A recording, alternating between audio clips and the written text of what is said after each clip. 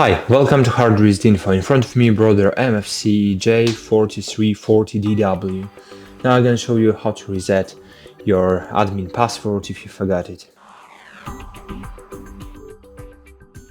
If you forgot the password, open settings, scroll down, find here initial setup and scroll down here. Find reset, machine reset, press and hold right button and wait a while.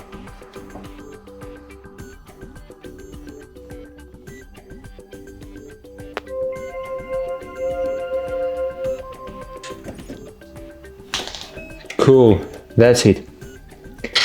Now enter your date and time. Okay. Now here click OK button and exit button. Cool, that's it guys. Thanks for watching, like this video and bye.